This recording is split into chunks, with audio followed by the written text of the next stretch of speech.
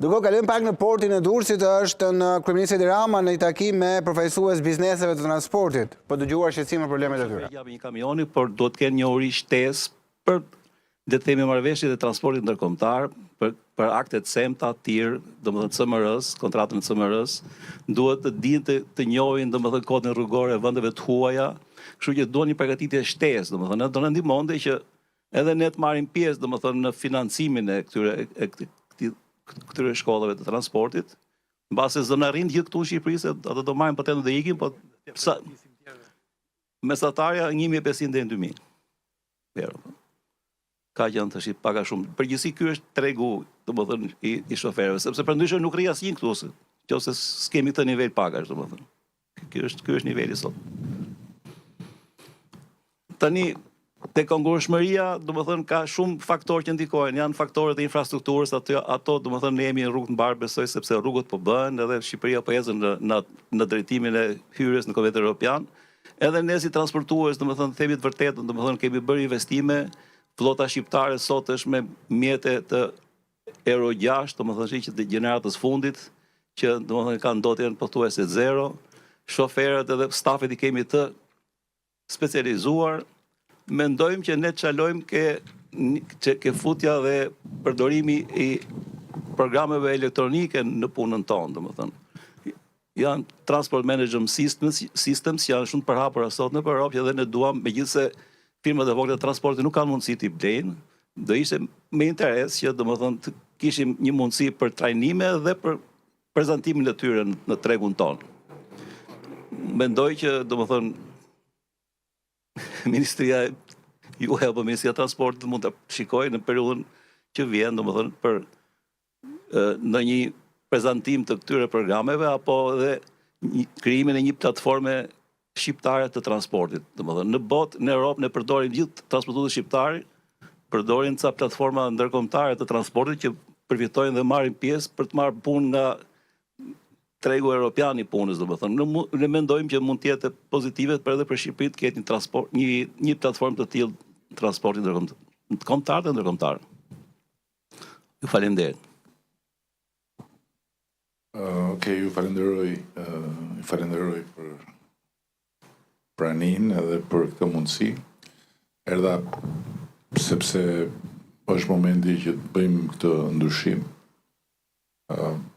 Dhe paraprakisht duke e nis këtu nga fundi që mos haroj, ne kemi në Shqipëri një startup i cili është mbështetur nga programet tona dhe operon portin e San Franciscos nga këtu. Dhe ka bër goxha punë të dobishme atje me një ulje shumë të ndjeshme të kostove. Kështu që ne folëm me ministren, se ministria i ndjek programet e startupeve dhe do ta sjellim këtu që t'ju bëjë një prezantim se si operon në portin e San Franciscos dhe pastaj në bashkëpunim me portin e Durrësit të shikojmë mundësinë që ta adoptojmë edhe për ju. Është eksakt e lidhur me çfarë u tha tani në fund. Por tema për cilën jemi këtu kryesisht është tema e skanerit. Edhe unë dua ta ripërsëris diçka që e kam thënë shumë kohë më parë dhe që i qëndroj po të njëjtës gjë, që ky është një koncesion më i gabuar i mundshëm që mund të imagjinohet, një koncesion komplet atipik, të cilin ne kemi trashëguar. Nuk e kemi pasur të mundur ta godasim për shkak të faktit që ashtu siç është kopsitur do të na krijonte një kosto shumë të lartë në arbitrazh. Jemi munduar ta vëmë në shfrytëzim dhe të lehtësojmë koston mbi ju dhe kemi bërë një negociat atëherë që kemi ulur nga 35 euro në mos gabohem në 22.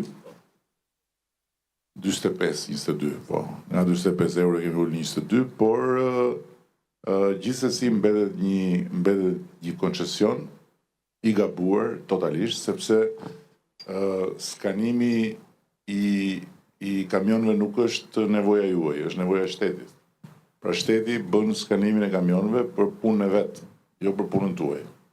Për çështje të sigurisë, për çështje të luftës kundër kontrabandës etj, po kjo është detyra e shtetit, s'është detyra juaj në kuptimin që shteti nuk mund të thotë unë do bëj detyrën time, ti më jep lekët mua që të bëj detyrën time, ndërkohë që shteti i merr ndërkohë parat nga taksat dhe me ato mund të bëj gjërat e vet.